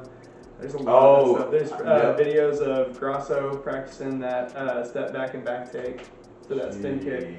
Oh, this is Aldo right here. Here we go, back step overhand. He comes in. Boom! And just. It was so quick. It was one of those ones you're just like, you gotta slow it down. More of a hook, that wasn't overhand. It's my fault. But No. God damn. And got tagged all And the he way got, down. yeah. I love Izzy talking about that hammer fist he gave Pereira at the end. He said that came from the guys. That's the same one right here. Look at that. All the way up. See the shots after, like, whenever they're out cold, like those are kind of wishy-washy. Like, you could really fuck somebody up doing that, but at the same time you're there to fight. You're there to put them away. The ref you know should it's stop on the it. line. Yeah. You know it's on the line. Well, okay, so speaking of stoppages, did y'all see the Dover fight? The Dover. Was that last night? Mm-hmm. Last fight on the prelims. Which fight? Pull that fight up, because there was one fight that we were like, that stoppage was way too It might have been the early. female fight. The female fight was... Oh, that yawn. I thought the Dover fight was a Okay. good stoppage, but some people argue Let me- otherwise. I honestly, like, most of the prelims was working over here, like setting this stuff up. For sure. Bryant was the guy watching. Dover. Oh, I don't So remember this basically, one. he rocked Dover, and Dover was turtled. He had his hands and knees on the ground, and he got tagged 3, 4, 5 times trying to get up, and he wasn't defending himself. So it was just and then he turned in to Frivola, and as he was trying to grab him, he still wasn't protecting himself. He was still grabbing onto Frivola, trying to make something happen. Frivola was just making his head go back and forth, but I mean, it was whipping. It wasn't like he was Chad jawing it like he normally does. His head was getting whipped around, and the ref came in and stopped it. In the moment, I was like, that might have been a tad early because he was trying to make something happen, but dude, defend yourself. Yeah. You got to do it with one arm and block with the other arm, something, because you just got unanswered. It was like 8 unanswered punches to the face. It's very, very close with that. Super valid. And blood all on his face whenever he's going, what the fuck? It's right there. And what do you think about the Diego Lopez? Because I say hats off to that. Troy Bolton. That was sick. Hats 5 days off. notice, right? Hats Yeah, off. 5 days My notice. goodness. Dude, we were at dinner when that fight was going on, because my girlfriend graduated yesterday, and had that propped up right there. Me, my coach, my dad, and my brothers were all watching it, and that dude, whenever he had that arm bar, Oh my on the gosh, cage he was side, it looked so like it was- close. So close. I was just sitting there with my jaw open. I Yeah. was just, it looked like you fully rotated that shoulder in the moment too. I went, this dude's, Thought it was it. what do you call it, Stretch Armstrong? Yeah. And then he came into that knee bar too, and just everything he had left, he was trying to put into it, and that guy was just sitting up. He said, I'm fine. Yeah, he said after the fight, he was like, I'm never gonna tap to anything, whether it's an arm triangle or if it's a getting choked down. He said, I'm never gonna We've seen tap. people that have that mentality, and they're not fighting right now. Dangerous, very dangerous. What's old boy's name at 55? No, not 55. Maybe it's 25. Dude had his knee completely inverted almost, and he still wasn't tapping. You know what I'm talking Was about? that from the banana split thing, where his like head or his leg was like right up here? No, I don't know. He didn't tap to an insane knee bar, Jeez. and he ended up finishing the guy with a submission. Oh. Mohammed,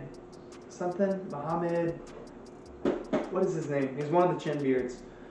I bet I gotta go to the bathroom. So I heard, I don't know how correct this is, but so they have like a certain like picometer or whatever the measurement is that your drug test has to be under. I heard that they heightened that recently, and whatever the new number is, all of John Jones' suspensions were underneath that number. You gotta make them no contest then. Yeah. I get the argument that, it was cheating at the time, which is fair. It's pretty hard to argue against that, but I feel like if science evolves and he actually wasn't, Record should evolve. yeah, I as feel such.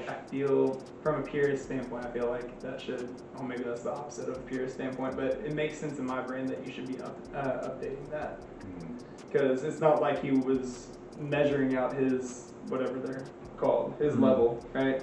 And it's not like he was measuring his level to know that he was just above what the legal limit was. He wouldn't have fucking done it then. Yeah, exactly. So if you're gonna say that the level actually wasn't as advantageous as it originally was thought to be, I feel like you need to make that no contest and make John Jones an official just wins. Yeah. That's what the 6 was been needing to get changed anyway. Yeah, I agree. that's. And it helps his GOAT argument so much because I was also in the camp of, well, how do you make him the greatest of all time if he's cheating? Ooh. And right? Yeah.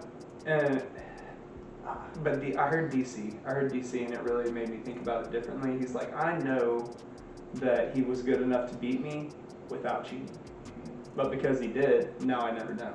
Well, now we know that you do know because it was within a now legal limit. Yeah. So it's just that. That's, Right? So no, that's, that gets his place on GOAT Rushmore, you know? Like, Yeah. I think if you had to pick one GOAT for the sport, is it John I Jones? think it has to be. Yeah. I think so I think too. it has to be, man. The difference in 205 to heavyweight is insane. And to beat Surreal Gone and make him look like he was a newbie. Yeah. That's just different. Yeah, MMA as well, because like for example in baseball, Barry Bonds is like considered one of the greatest hitters of all time, and he cheated, but he was still hitting home runs before he cheated. He just hit the home runs farther now. But in MMA, it's like you're a whole different. You can definitely hurt somebody. You can. Oh yeah, they should not be able to get any type of steroids in a combat sport setting. But it's also not like he was on Vitor Belfort levels of testosterone. You know, it's not like we're knocking, rupturing, what was it, was it his cornea? Yeah, we're not detaching corneas at the level John Jones was at. Yeah. And if it was, it's going to be the natural of John Jones, dude. He's just a fucking monster. Yeah. You saw the guys that fell off whenever USADA came in. You saw the Johnny Hendricks transformation, the Vitor Belfort transformation, the Alistair Overeem. Just, you could tell which guys were caught up in the shit. Yeah. And Jones wasn't in that camp. That's true. Yeah. So, and was that a little bit before Jones's time? Whenever USADA came in? I believe so. Was it just before? Yeah, I believe it was, because it was a little bit before that they came in. I'm not sure. It's when even they better came for him in. then, because he doesn't have to get shit changed up. Yeah. I don't know. That is a good question, but I love looking at videos of Vitor through the fight, like his fights. You look at the first couple, and then you see the fight right after USADA came in, and he honestly is an unrecognizable person because he is so much smaller. I mean, he still beat my ass. Oh, but, like you can see a clear difference. It's crazy, man. It said earlier. It said Ronda Rousey said Chris Cyborg's not even a woman now. That's what you were saying about Jessica on yeah. That looks like a dude. or on Raj. I ain't never seen somebody squeeze the life out of someone with a standing arm triangle. Never seen that. Amazing. We actually, know what's so funny is I guess that caught fire because we were at a pancreation event and one of our kiddos were fighting, and other kid that he was going against, I say kiddos, dude's 17.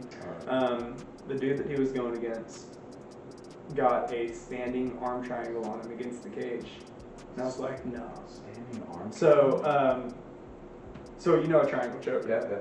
Bring the arm across, right? Yeah. So the same thing, but with your arms. That's what Jessica Andrade submitted that girl with, and literally passed her out standing. It was crazy. He had that locked in. I went, does he know it enough to get this locked in? And no, obviously he didn't because it's such a rare thing. But I was just amazed at how quick something can catch fire whenever you see it work on such a large, not setting, but such a large platform. Popularized. Like the how calf kicks have come in so crazy lately. My coach isn't huge on them, and it's in contrast to what seems to be working. Right, and so that was the first thing that we debated on. Really, I was like, "It seems like it works." He's like, "Yeah, but what happens when somebody easily just turns their shin out and you're going shin on shin?" And I was like, "That's a fair point." You know, maybe I don't need to bet on those hardcore. Maybe there's a reason that I'm learning from you. So you get kind of like set aside on that, but It's just crazy how she catches fire like that. The calf kicks came in crazy, arm triangle came in crazy. Going back to what we talked about earlier when we first saw that big buggy choke on was it 80cc? No, it was the 10th Planet dude. He was calling it, and I might be mixing two very close submissions right here, which is we'll take it. God forbid. The Gracie family is coming out. No, this will be the Bravo family. It's rubber guard. But one of Eddie's guys called it the fly trap, and to me it looked just like a buggy. But then the B team, Danaher Death Squad guys, which I don't know if y'all know how much about the difference there. No, honestly, no. Their DDS, the Danaher Death Squad, was elite grapplers that studied under John Danaher. They were in Puerto Rico. Okay. And some drama happened. I don't know exactly what it was, but it splits off into Gordon Ryan and his guys going to New Wave, and Craig Jones and Nicky Rod and his guys going to the B team. Okay. Which they kind of enveloped the idea that Craig Jones is the second best guy in the world, and that's why they called it the B team. Jiu-jitsu. It's pretty cool, and they're both in Austin now, which helps make Austin kind of the mecca of jiu-jitsu now. Dude, and Joe Rogan's there. Yep. It's the mecca of comedy and jiu-jitsu now. Austin's getting awesome. It really is. From that standpoint, at least. I mean, that's all that matters. Yeah. Right? I wanted to see the buggy choke. Right here. Oh, what the fuck? So you see how you get that arm? His goal is going to be getting that arm, which that dude doesn't look like he has much other than trap and chin right there. But you try to push that arm to where it's almost in a triangle position, and then you bring in your arms together and you're squeezing kind of like you have a necktie. Oh my gosh. And now it's taken off in MMA, right? You would have never seen that in MMA. Oh yeah. And he's gone. Look at that. That's one of those things where I told you, you feel like you're fine, and all of a sudden he just throws his off-lip body too. Yep. Oh my god. That is a brutal submission. Look at I want to say his name. I could be wrong. I want to say his name is Jeremiah Vance. Jeremiah Vance, V-A-N-C. Flat trap. Yeah. And so this is the flat trap, and it looks almost identical. That's probably fine. The first one? That top one, yeah. No ads. Joe Rogan's talking about one of Eddie's guys. And it shows him absolutely passing dudes out. We call it going to see the wizard. Yeah, that's him. Watch it. Same situation. His is a little bit different because he locks that triangle in right there, right? That was the difference that I can remember. Oh, he's out. Stiff. Wait, so it's basically just this. It's very similar to the buggy choke. It's very close. It's more. This one's more of a triangle though, where the other one's more of a necktie. So what's your go-to submission? Like, is it just whatever is available to you, or like is it? I'm glad that I'm rewatching this because now I'm remembering. I won't commit any more jiu-jitsu sins. So I learned this prior to learning the buggy choke, and then I saw the buggy choke, and I guess I associated them with one another. Mm-hmm. But what were you asking? My go-to choke? Go-to. Yeah, man, I loved that triangle. That was the first thing that really made sense to me. I just chased it forever. And even in the fights that I didn't get a triangle in, outside of my third fight, I've had triangles set up inside of them. One of them I ran out of time. The other one dude came out. So I had him in the triangle. This was Omar, and this was LFA. I had Omar in the triangle. And this dude was fucking purple. Grit. You want to talk about a fighter? Dude had heart. I know he couldn't breathe. He found a way out. And I switched over to an armbar. And I was cranking on the armbar. And he made his way out of that too. And I think that's when it was at the end of the round right there. Yeah, because I had him in a guillotine. He got out of the guillotine. I traded off to the triangle. Triangle went to the armbar. And then the bell ring. Wow. Yeah. You got really like they lead to another. Yeah. But one of our other purple belts, this guy Andy, he talked to me about it. He was like, you know where you fucked up on that? And I went, not really. The dude was just tough. Mm-hmm. He went, I mean, yeah, he was tough, but you also decided to go to the arm bar as the triangle was failing. No, what do you mean? That's what you do. That's the progression. He goes, yeah, that's the progression, but you let him initiate it. I said, okay. I was like, so he's like, because you let him lead the dance, he now has more confidence that he's going to get out of the next thing because he knows you're resorting to it. Instead, if you feel like that triangle's not working, initiate the arm bar. Initiate the next thing. Yeah. And a little bit of a psychology trick to it. I was like, that's actually really fucking smart because he said if you're going to it because you're losing it, you're already too loose. Yeah. So you need to have intention in everything that you're doing. It's a very fucking good point. Very good point. That is, yeah, it's, I mean, I kind of said this earlier, but it's crazy how much, like, I mean, anybody can sit here and watch and be like, oh, dude, he's getting his ass beat. Like, this is a physical game, but the amount of mental acuity it requires is especially to do that while you're getting your ass beat, too. Oh, dude, I found that out the hard way in that fight. Because, like I said, it was home. I was very confident going into it. I've never had anybody that I went against that I couldn't pick them up or I couldn't put them on the ground in some form or fashion. And I got this dude to the cage after he tagged me up a few times. And I was working to get him down. He had hell of a leverage. He had hell of a split stance. And I like look down whenever I'm fighting and I see drip, drip, drip, drip. And I saw that he cut me open. And there was blood dripping down. I was like, I've never been cut before. I went, wow. And so there's like this second where I've like attempted to get him down. I've switched over. I've attempted to get him down over here. Where we ended up squaring back up over at the in the center of the ring. And I was like, is this the guy? Is this the dude that gets me? No, immediately I was like, fuck, that's bitch talk. And so just even in that little switch is see how much it goes into it. And whenever I made that switch, I was like, no, I can tag him still. And so I just had to find different ways to strike to get in on this linebacker because he was like 6'1", super long, strong. I don't know about strongest, but he hit the hardest out of anybody I've fought, and it was so unexpected because it's so like wiry. You know, I fought like even the first dude that I fought, he was more built. He had more aesthetic muscle.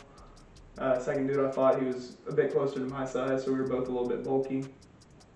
Third dude just pissed me off because he was skinny fat. He didn't look like he tried. He missed weight by like 4 pounds. I was so pissed off. So what do smaller promotions do in that situation? They ask you if you want to fight. Okay. Yeah. So I've had out of the 4 fights, I've had 2 people miss weight. And it's the first and third. Yeah. Is it common in smaller promotions for people to miss weight? Don't care as much. Yeah. And then my first fight for CWC, dude missed weight. And I was like, I don't care, I'm fighting him. Because they were about to ask me, and I told him I don't care. And he said, I know you don't care, I know you want to fight, but I think I have to look at the rules. Because if he can't make weight, I don't know if we can do the fight. And so they ended up giving the dude like an hour to make weight. He just started running around the Mexican restaurant we were at. I was over there eating ceviche. I'd already made weight. I was happy. That boy came in dying. So, how good is that meal after like, It's amazing. I've gotten religious with what I eat after the fact. Like I love eating ceviche because it's nice it's a little tostada and fish. It's light and I still feel good. There's some dudes that are like, I love eating pasta after. I went, how do you survive that? I'd be worthless the rest of the day. Yeah. But yeah, it's the best thing ever. Is there a place in Temple best with thing the best ceviche? Is there a place in Temple with the best ceviche? Place I always go is Taqueria. We have a Taqueria that is still the best ceviche I had was in Louisiana. Funny enough, which makes no sense at all. Louisiana food. I mean, the Louisiana food is just on a different level. The Cajun food was insane. I'd never had that level ever. Like I didn't want to get anything else. But I was very surprised that the best ceviche was over there. Whenever we have Tex-Mex here. But yeah, dude, seeing that it's not a normal meal for me, but it's what I'll get for that because it's the perfect mix. Yeah. We had one guy that used to fight for us. He's like, I feel best after he'd make his last meal before the fight. Genghis Grill. Oh yeah, yeah. That's not a bad idea at all. I mean, I'm bloated because I have no portion control when I go there. Yeah. I'm seeing how high I can stack my fucking bowl. Yeah. So I wouldn't do that. But as far as protein goes, yeah, go for it. I think this is the St. Preux. Yeah, I love this is that the choke where you just put all your weight onto his Yeah, neck. so that's called a Von Flute choke, and they should rename it the OSP. It's St. Preux. I love those. That's top 3 chokes for me. How do you, I mean, once you're in that position, there's not any way to get out of it, really, right? I mean, there is, but it's mostly preventative work, yeah. He's having a hell of a time. That's hard to do against the cage. Oh yeah. It might be helping him a little bit, but for the most part, that's what, and this is just what I hope I could do. But what I would hope I could do if I was stuck in that spot is start using that cage, like kind of kipping my hips up and start pushing out and hoping I can find some space in this fucking grip to squeeze my head through a little bit. But, if you let yourself keep a headlock when you're on your back. Yeah, do you just let go of it and Yeah, so if I have a headlock, right, and then maybe I'm setting up a guillotine, but they make their way out of my guard or they make their way around my legs past my guard, you better let go of that shit immediately because that's what's following every single time. Jeez. Every single time. The reason it's so rare is because most people know to let go. But you have some cases like OSP where he doesn't give you the choice. He'll get side control on you and you won't have a hold of his head. And he'll put so much weight on you that he'll grab your wrist, he'll stretch it out. He puts his forehead on the mat, drags it up into your armpit, and peels your arm over his head so he can lock that up. He makes you headlock him so he can do that. It's wild. Peruvian neck time, that's very difficult. Is that GSP doing that? No. Or no? Oh, I didn't even see that. Yeah, it's a bald guy doing jiu-jitsu. What in the world is he doing? It's Jimmy Crute, I think. That was crazy. Did you see the twister that they did earlier? Yeah, Bryce Mitchell and Korean Zombie. Oh my gosh. This is that thing is painful, dude. That's my god. Say goodbye to your ribs. And your spine's getting all contorted. So last night, there was a point where Cejudo was up against the cage, and Aljo had him to where he was kneeing him in the ribs. How many of those before a rib is broken? One, or can you get? You can get one and it's done. But I'll tell you this, right? I had this after the 4th fight. I had this Muay Thai smoker, and I was going up against this dude that was another lanky motherfucker. I was like, I'm so tired of him. I'm tired of fighting dudes that are built like y'all. I'm sick of it because they're so strong for no reason. In the 155 weight class, too. It's scary. So I'm like, all right, I'm gonna have to find a way in on this motherfucker. I'm gonna have to find a way in to get tight. I'd never done Muay Thai before. It was my first Muay Thai match. Apparently, this dude is a Muay Thai specialist and he does smokers all the time. Because we're waiting outside to go in. And the dude that I'm fighting starts walking up with his coach, and my buddy Tyler goes, oh, that's so-and-so. Yeah, that's their best dude. That's his boy. He's there every day. He teaches the Muay Thai, like, on and on and on and on and on. I went, oh, word? He's like, yeah, man. I wouldn't want to be the dude he's fighting. I said, I'm fighting him. He went. He was like, oh, my bad, buddy. And I said, it's fine. It's fine. That dude gave me 2 or 3 knees before my rib was out. Yeah, it was tough, dude. It hurt. I ain't never been pushed. Was it broke, like fully broken? It didn't break, but it got knocked out of place, 1 or 2 of them. And so, funny story about that. My brother also had a fight that day, but he got super sick the night before and he pulled out. And so what I did was went up to the guy that was putting on the smoker. Which, do y'all know what a smoker is? Yeah, I was about to ask you, what do you mean by that? Imagine heavy sparring with strangers. It's as close as you can get to a fight. Okay. Right? Headgear? Optional. Yeah. We went without. I think he took it as a challenge too. I was just like, I don't like fucking wearing headgear. I can't see anything. Yeah. Probably should put it on in hindsight, but the problem with headgear is, unless you're going with people that you're very comfortable with, it gives the illusion of safety most of the time. Because if I'm going without headgear, I know that I'm playing tag. Mm-hmm. I know that we're not trying to hurt each other. But you put the headgear on, all of a sudden it's okay to hit really hard. Yeah. I'm like, well, I would have taken less damage if I didn't put the headgear on. If that makes sense. Very true. So it's reserved, and I treated that like it was one of those days. But after that first shot, I went, ooh, but we're not playing tag. So after that fight, going back to what I was saying, I told the promoter that I would fight the dude that was no longer going to be fighting my brother. And I finish up my fight, and this guy walks in. I start seeing the crowd kind of like form. I was like, "Who the fuck just got here?" And it's Alex Morano with the yeah. So you'll know who that is. Yeah. So Alex Morano walks in. I go in and meet him. Like, I'm not gonna get a picture or anything. I just want to say hi. I want to shake your hand. He's like, "Yeah, man, cool." It was a really nice guy. I go. It's the last fight of the night against this other dude. And I see him, he's about my size. I was like, fucking finally. I look in his corner and it's Alex Morano. I went, no! I was like, shit! I was like, I already got my rib knocked out by this one dude. Yeah. And so I guess they saw that, his corner saw that, and they were like, left hook. And I was like, fuck you. That boy was ripping at it. I was like, that's fine. If I can come out of this feeling like it was a draw, I'll be happy. So did you say your next fight's gonna be August? No. Oh, okay. I swear I heard you say August, but I didn't know if that was like your next fight. Or? I would love to be competing again by August, but I'm not gonna push that hard that early. That would put me going into camp now. Yeah. And I just don't feel like my shoulder's there yet.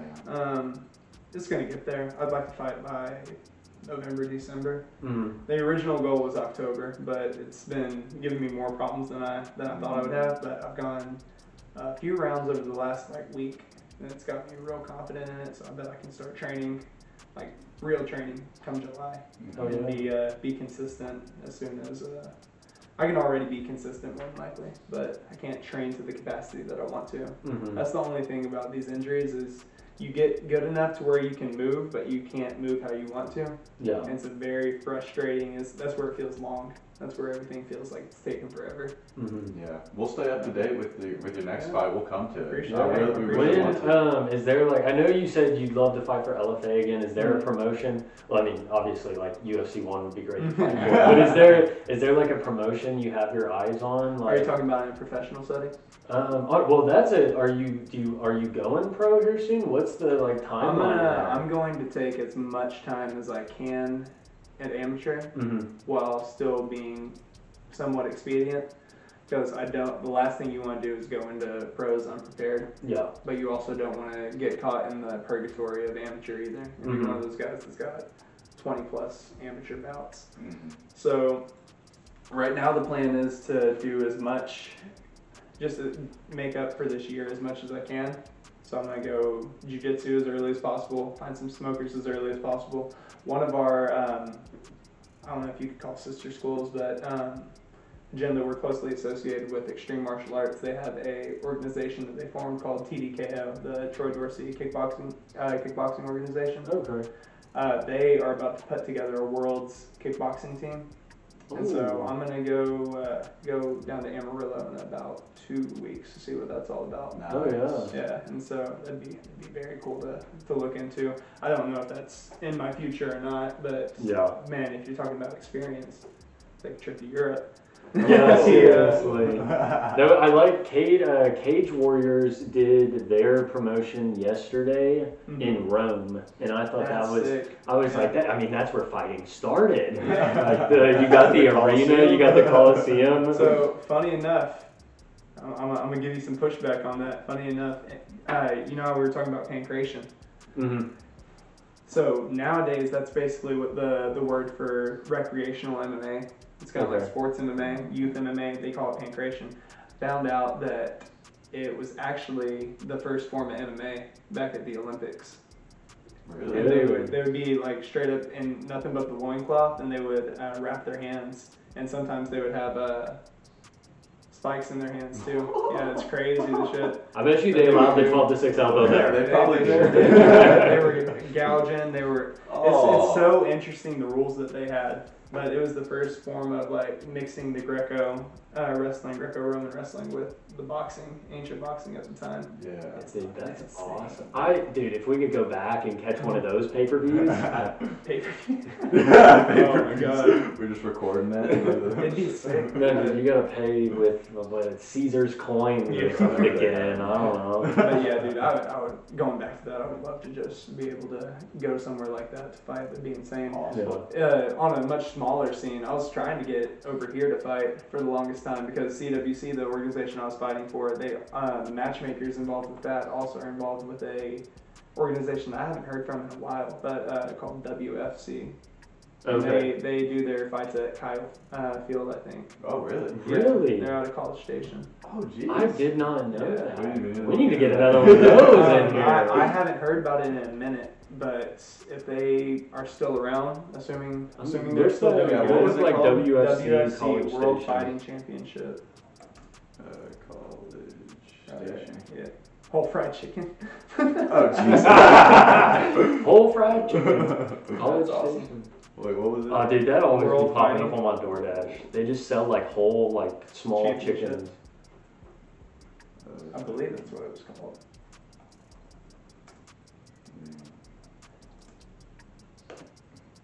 Let's see. World Fighting Championship, Yeah, it seems like they're still going strong. June 3rd.